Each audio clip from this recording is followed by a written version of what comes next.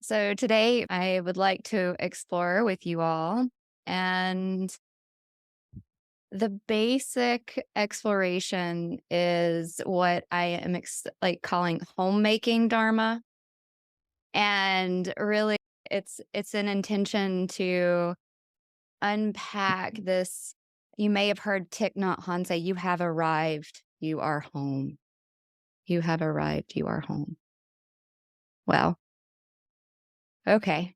So in a sense, we are all making a home for ourselves. All right. And I want to propose to you that your spiritual path, our spiritual journey is in a sense a process of creating and making a home. All right. And what do we really want our home to be like? Okay. So when I heard this phrase, and I was actually the first time I saw it, I was going to psychotherapy, and my psychotherapist had it on the wall and it was framed. It was like, "You are arrived, you are home." And I'm like, I don't feel like that at all. I'm in psychotherapy right now. Nice reminder, but so that kind of stirred my questioning. Okay, so what is this? And I wanted to share a little bit about my own personal path and spiritual journey just as a way to relate to you and um and give you just a little bit more insight, those of you that don't know much about me and like who is this person. So I really grew up. I'm living in Swannanoa, North Carolina, which is unceded charity territory, and I grew up in Wilkesboro, which is a couple hours away from here in North Carolina, and it's a very conservative small town. And if you live in the United States, there have been some documentaries on the public PBS about Wilkesboro and it being one of the um, most impoverished and poor towns in the United States. I grew up across the street, basically from a chicken factory, and would drive to school and wonder what in the world is happening. Does not feel like home. I had this very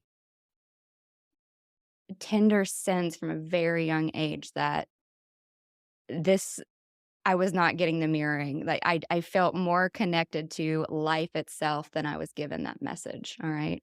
I went to a Baptist church. My grandparents drugged me. Actually, they didn't drag me. My parents thought they were dragging me to a Baptist church.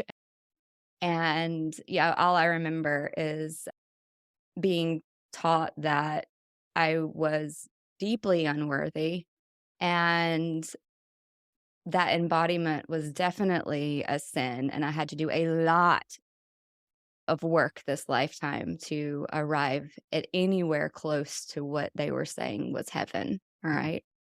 So, at a very young age, I would just eat the peppermints that my grandfather gave me and just be like, "I just don't understand this. This doesn't make any sense. This isn't what?" So then, of course, my parents were like this happened for a few Sundays, and they were like, this is gonna take me back to church. Just this is gonna get me to take this girl somewhere else." So, I started going to the Episcopal church, alright? I grew up in it's a the cultural religious is a dominant Christian culture, so I grew up within that, and within the Episcopal church, I really fell in love with the rituals of it. I was one of those people that carried the cross in and lit the candles and sung in the choir. And for me, the rituals and some of the messaging really in that environment, it wasn't so heavily sin based. And so I was able to open a little bit. All right. I was able to open a little bit. I was able to taste that, okay, yeah, there is such a thing as love and there is such a thing as being kind to each other. And that makes a difference. And taking lunch to people that are sick. So that's a nice thing to do. It makes me feel good. And so the community aspect was really a part of what I really enjoyed. Meanwhile, I was getting the message, love your neighbor as yourself, and then looking around at a very small conservative Southern town, very racist, and saying, wait a second, love that neighbor, but not that neighbor? That doesn't make sense. And then I just felt myself, I was so angry by the time that I was a teenager.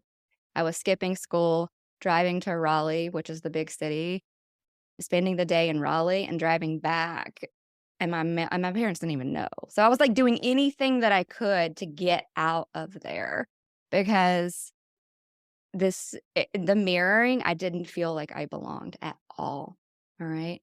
So you all can just sense into your own body, mind, heart. What is this bringing up in you? I'm sure that this is bringing up different kinds of reactions and responses to what I'm sharing.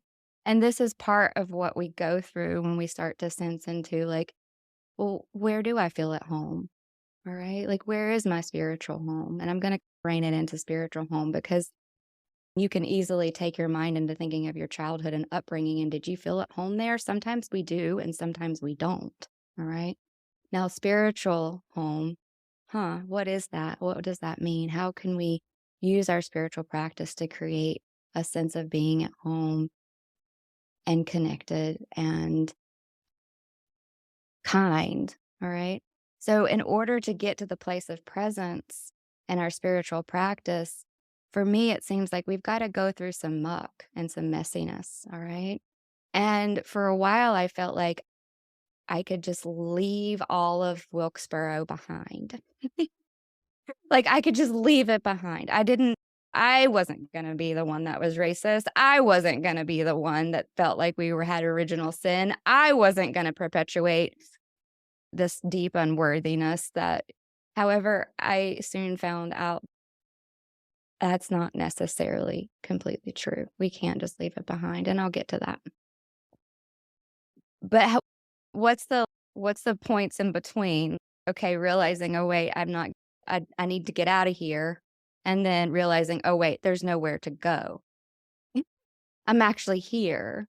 There's nowhere to go, and I can't leave it behind, and now I've gotta homemake. I've gotta create something and make something different." Alright? So there's a lot in between. And then I'm still working on it. I don't want to mislead you thinking I've got this figured out. This is still homemaking is an ongoing process. Homemaking Dharma is gonna be something that I'm working on for the rest of my life.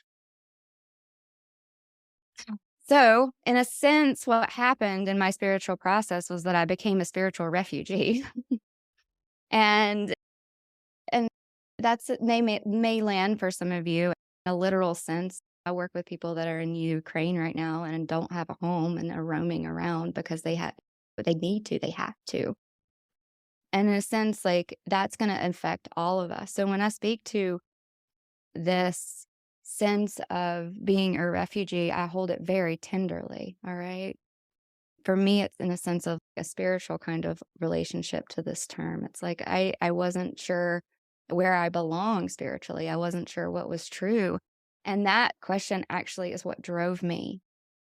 It drove me. I just wanted to know what was true. I felt like everyone was lying to me, and I just wanted to know the truth. Chungrum Trungpa in The Myth of Freedom and the Way of Meditation, he says, we leave our homeland, our property, and our friends. We give up the familiar ground that supports our ego, admit the helplessness of ego to control its world and secure itself. We give up our clingings to superiority and self-preservation. It means giving up searching for a home, becoming a refugee, a lonely person who must depend on himself. Fundamentally, no one can help us. If we seek to relieve our loneliness, we will be distracted from the past. Instead, we must make a relationship with loneliness until it becomes aloneness. All right. So aloneness is different than loneliness. However, when I became a spiritual refugee, I felt so lonely, very lonely. All right. I remember Jack Cornfield's one of my teachers, and I remember at some point in my process, he called me and I was laying like on a mattress on the floor of one of our 15 homes that Vince and I we've been moving 15 times. We had 15 literal homes and was laying on a mattress in the floor in one of them. And he was like, "Are you lonely?" And I'm like, "Yeah." He's existential loneliness is the worst. All right. There's loneliness and then there's this existential loneliness. And that's what I felt. It's like, how could I connect on this existential level? What is true here? And we have arrived. We are home. I don't feel home. I've had 15 homes. I don't feel at home. All right. There's part of me that, of course, had moments of feeling connected and present, but overall, nothing quite made it feel like, okay, this is it. All right. And satisfied that longing, longing, all right? So that's where we have to go. We have to go into this is my sense. You can feel into this for yourself, but my sense is that we have to go into this longing, this desire for connection, this desire for truth. You feel in your own blanks. Like, what are you looking for?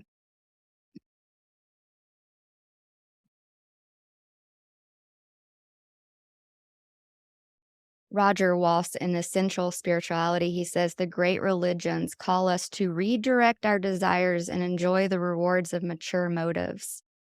They beg us to stop looking outside ourselves for satisfactions that can only be found within. They urge us to realize the limitations of physical delights, pleasant as they are, and to appreciate the unspeakable delights of the spirit, to reduce our craving for temporary satisfactions and to seek instead the source of all satisfaction. So the great religions point us to this. All right. The source of all satisfaction. And as I was on my own search for this satisfaction, temporarily landed in the insight meditation tradition. And it felt like home for a bit. All right. And this is the thing. I was like, homes can change, right? I've had 15 homes, like homes can change. They can be temporarily satisfactory. And that's all right. So in the insight meditation tradition, I really inherited and really heard, now there's a lot more to it, but I heard that I could get out of here. All right. Finally, I found a way that I could get out of here. And so I practiced it was just the most important thing in my life. So I went on a retreat and I went on another one and I went on another one and then I went on a 2-month one and then I went on another month one and you get the message, like I was gonna find my way out, all right? And that's important. If that's where you are right now, then do it. Go for it. There will be things that we learn when we dedicate ourselves in that particular way.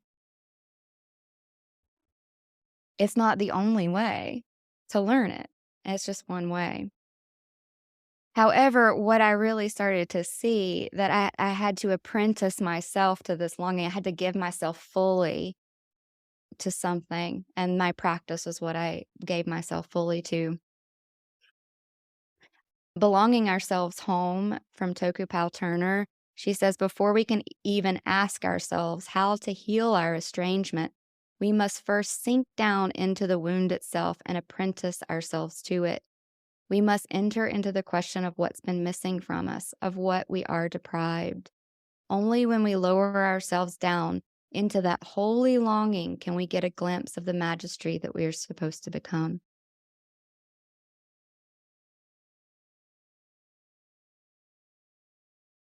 So I went for it. I gave myself over to this holy longing and I kept asking the question, like, what is true? Who are we? Who am I? And eventually, through this way of doing things, I found, so to speak, a way out. There was so much concentration that built on these retreats that at one point, everything disappeared. It's just an experience.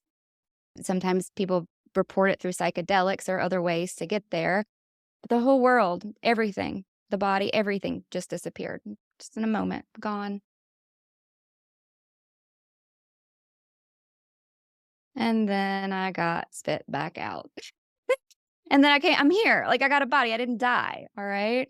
So, yes, there is that kind of way out. And yet here I am.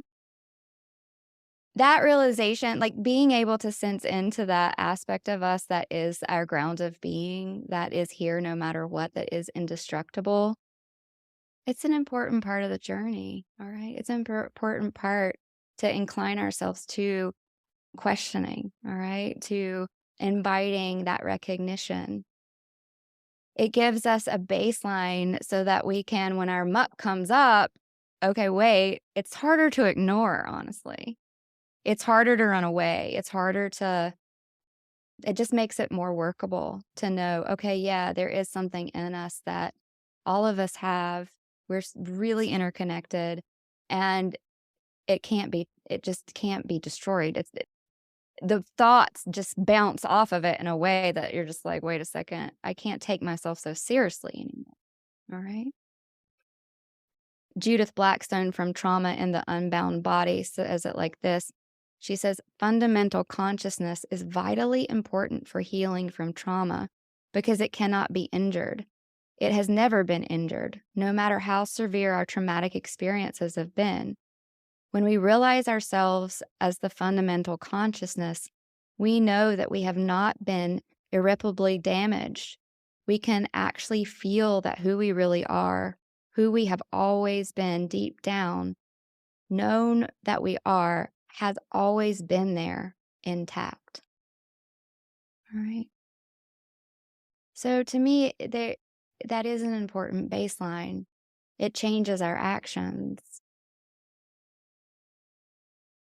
And that's part of where our practice points us to, is that recognition of this. When we're able to soften around the contraction as we expand, that's one way that we're starting to say, okay, wait, we're much, much bigger than our smaller sense of who we are when we get tunnel vision and have a lot of thoughts about ourselves. Yeah. Now, so in some ways, I got spit back out after I thought I found a way out. And so what brings me here is compassion. Is the realization from the second turning that form is emptiness and emptiness is form. Okay? So form is emptiness and emptiness is form. And I'll be honest with you all, that was really disappointing.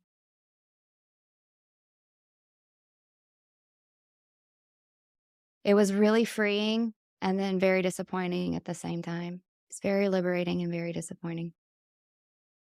Chungram Trungpa says we must surrender our hopes and expectations as well as our fears and march directly into disappointment.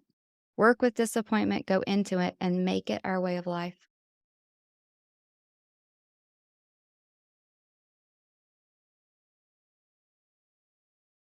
And then I have the smaller, I don't know, maybe she's 3 years old in my experience, that says, really?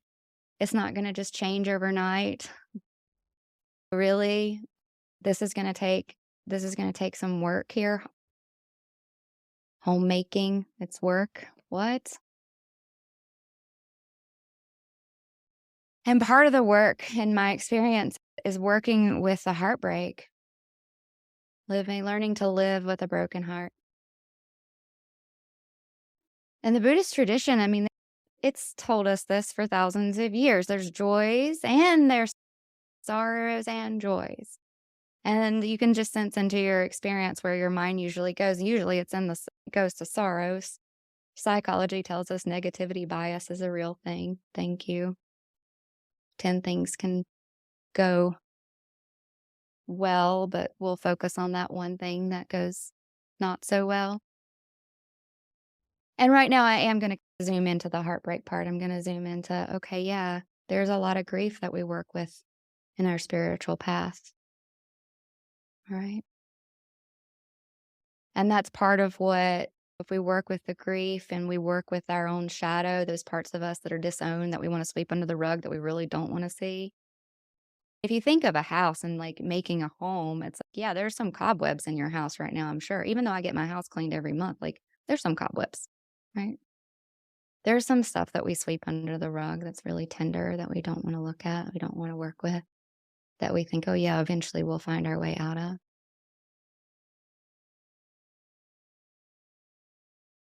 And we've gotta work with the grief, whether we've lost someone, lost multiple people, lost our spiritual tradition, look around at the world and say, "Oh my gosh, we're still fighting? We're still fighting?"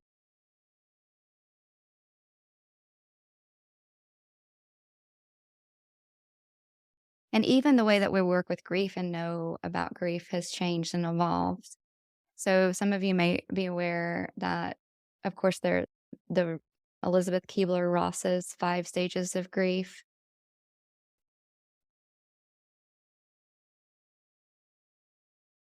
Denial, anger, bargaining, depression, acceptance, and it's a cycle. Think of it as a cycle.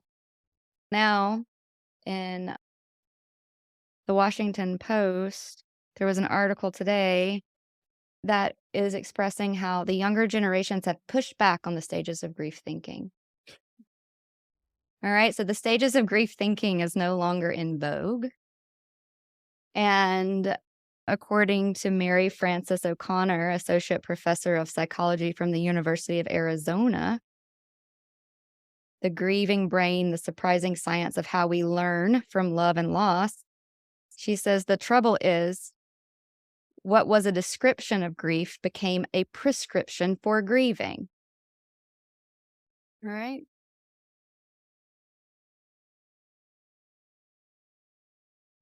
She describes grieving as a type of learning that over time evolves into a newly integrated aspect of the newly integrated aspect of the individual's identity. All right. Describes grieving as a type of learning that over time evolves into a newly integrated aspect of an individual's identity. The lifelong trajectory of grieving requires, quote unquote, throwing out the map that we have used to navigate our lives together with our loved one and transforming our relationship with this person who has died. So that's interesting. Maybe sense into how that might apply to your spiritual path. Throwing out the map.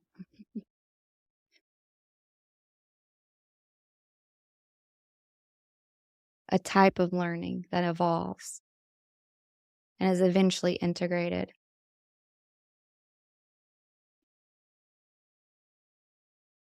And so, how do we learn? And part of that, and part of finding what works for us in the grieving process is to allow that to look a lot of different ways. Like how you grieve can look a lot of different ways. All right. You got to use your discernment. Part of working with our heartbreak is discerning what's going to be supportive in this moment and what's not.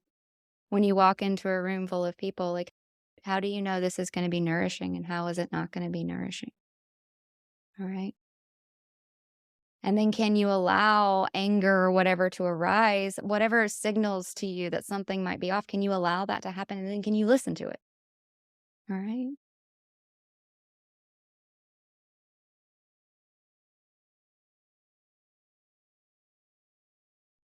And then eventually I feel like in my own path, like where I am now, it's like, okay, there's a deeper and deeper grieving that happens and it leads to this integration of, okay, yeah, so there is no way out in the way that I thought. This is it. Perhaps I have arrived. I am home. It's okay not to like it. It's okay not to condone behavior, but there is this acceptance to it. All right. Oh, and then joy can come. Joy, yeah, it can come. And so part of what I sense is needed too is that we've got to be willing to look at our own spiritual story and like the elements of it. Just like when I first started in the Baptist church and then here I am now, there's a lot in between that and the stories that I've inherited. And what are some elements of the story that I feel like are really important? What are your keys to your spiritual story? I would recommend to you that one of them be a bottom line belief in empowerment. If your spiritual path is not about empowerment, what what's going on? All right? What's going on? So we've got to face this, all right? We've got to face our stories. We've got to face the reality of, okay, yeah, some things can be changed, some things can't be changed. We got to work with the heartbreak. James Baldwin says, not everything that is faced can be changed, but nothing can be changed until it is faced.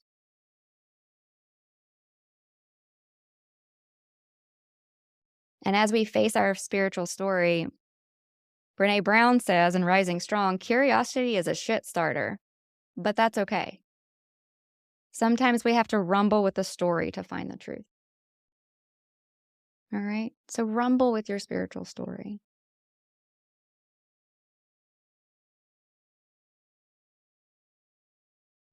The other, so in the sense of empowerment, part of what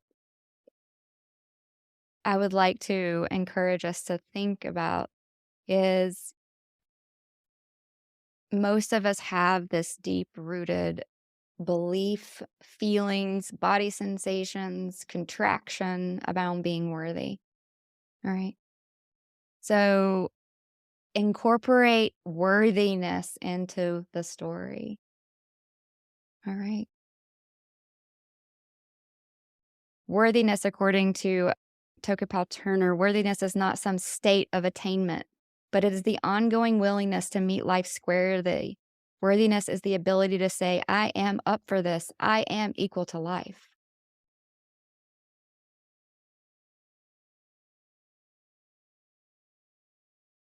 She also says the habit of unworthiness is a kind of splitting off, causing us to show up only partially for life. Worthiness is felt in direct proportion to our ability to live an integrated life. Rather than outcasting the parts of ourselves that are afraid to be seen, hurt, or left behind, we allow and include them moment by moment, strengthening our capacity for inclusion, for belonging. It is the practice of bringing the fullness of our presence to a moment, whether it's filled with rage or an upwelling of sadness, to say, this too belongs.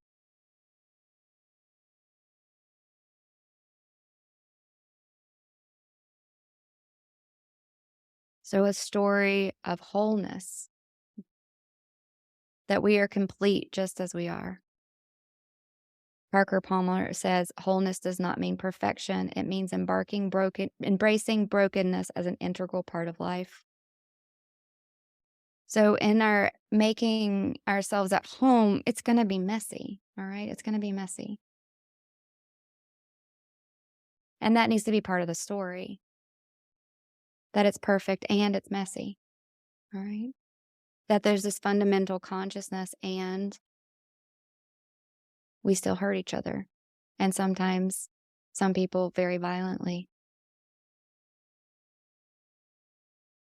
And that's heartbreaking. So the more that we work with these aspects of our own selves, then the more we will be whole.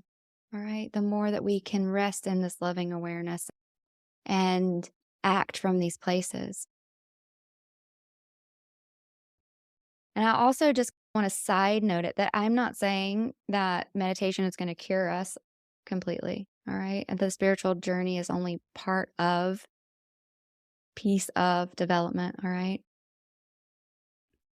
Ken Wilber from Integral Buddhism, he says, meditation can loosen the repression barrier and make shadow access easier. But this isn't always a good thing, and in some cases makes it worse. Most meditation, for example, works by helping us disidentify or detach from the body and mind, from personal thoughts, feelings, and emotions. But much psychopathology stems from premature or overdone detachment or disassociation, or disowning of specific thoughts and feelings. Anger, for example, can be disassociated or disowned frequently, causing feelings of sadness and depression. In meditation, if I'm disidentifying with whatever arises, I will simply further disown this anger, making my depression worse. All right. So within the heartbreak, know that part of it is, okay, yeah, we can see this very clearly. We can start to objectify things. At the same time, though, we may need some support, psychotherapy support to be able to fully integrate. All right. I did. After everything disappeared, I was spit back out. I was like, oh my gosh, I can't get anywhere. I ended up in psychotherapy. Okay. And then contemplating, I've arrived, I've home. Wait a second. You know, how does this, I know we're all interconnected, but this doesn't feel like home. I had to work to make it home.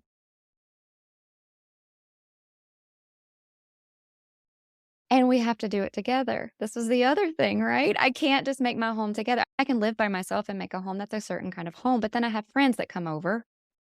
What's- So we work together with this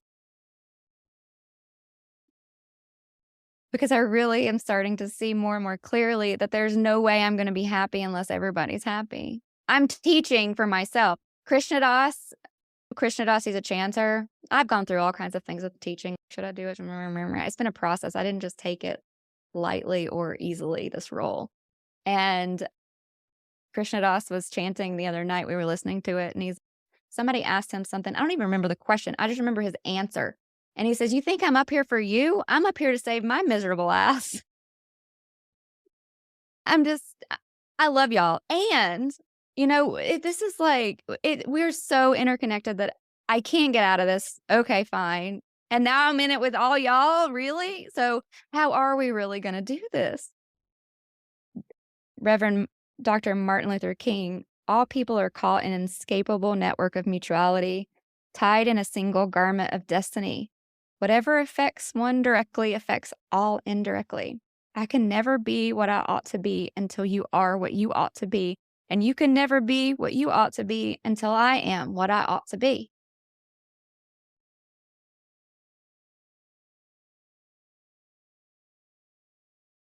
And so part of the examining your spiritual story, I would really recommend too that you don't just leave everything behind. There are pieces from your ethnic and cultural backgrounds. I grew up in a Christian dominant religion. I don't know what everybody's background is, but there are pieces, there are strands. A couple ones for me, it's seek ye and ye shall find. Seek and ye shall find was something that just really stuck in my mind. And then I had a teacher one time that said, be careful what you're seeking. So I'm just gonna plant that seed. I love that phrase, and then I started to really hone in, okay, what am I seeking? All right. Am I seeking to prove that my mom didn't love me, or am I seeking a connection with God? I'm gonna seek a connection with God. I'm gonna seek that interconnection feeling with everyone. All right. And be very clear about that. Another one that stuck with me is empty me so that I should be filled. Empty me so that I can be filled. And that's interesting too, because that kind of correlates to Buddhist tradition of form is emptiness and emptiness is form. All right.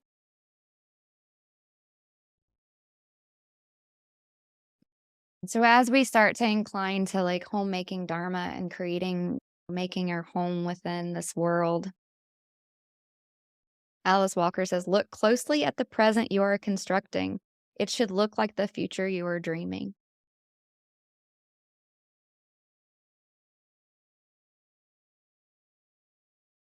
So it's not always comfortable, this homemaking Dharma process. Okay. So if you're looking for some sort of comfort from your spiritual path, question what kind of comfort you might get. Because we've got to rumble with our stories. I,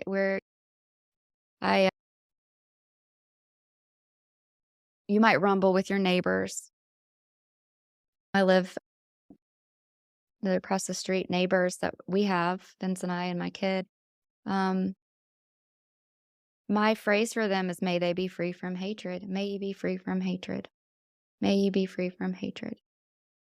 Because there have been so many times that my kid has accidentally let my dog out, and they're not friendly people.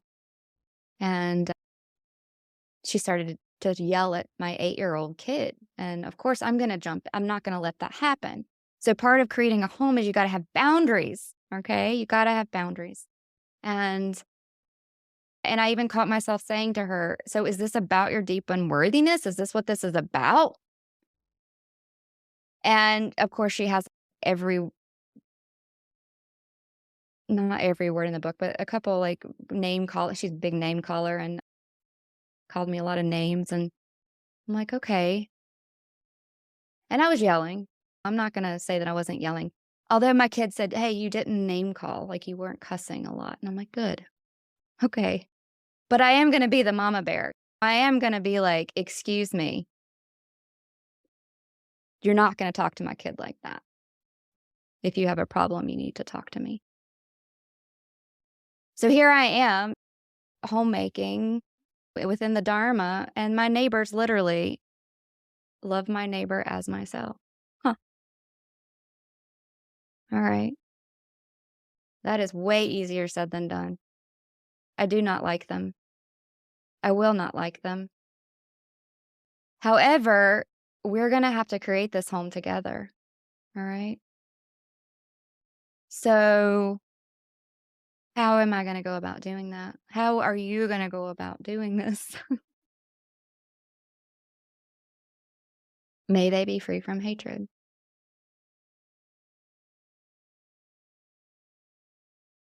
And sometimes Trudy Goodman says the contents of this moment are the contents of awakening. All right. So, even in the difficulty with my neighbor, the contents of this moment is the contents of awakening.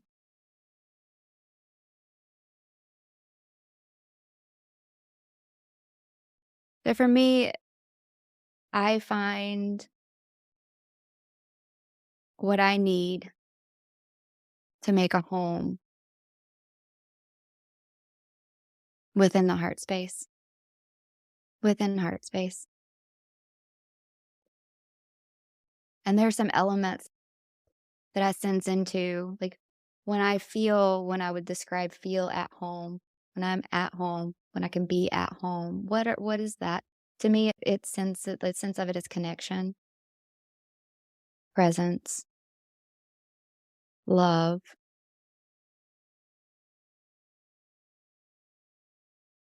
We can be mindful of our patterns. We can see very clearly what is happening. But what is it really that creates the change? Love. It's like I can be mindful that I'm going to eat that piece of pizza even though it's not good for me. But what keeps me from eating the whole pizza? Love. All right.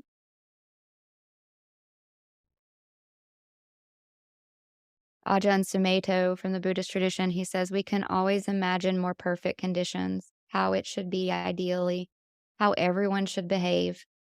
But it is not our task to create an ideal. It's our task to see how it is, to learn from the world as it is, for the awakening of the heart conditions are always good enough.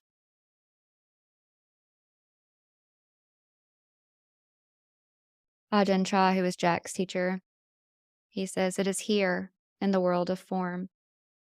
Only in form can we develop integrity, patience, generosity, truthfulness, dedication, compassion, and the great heart of a Buddha.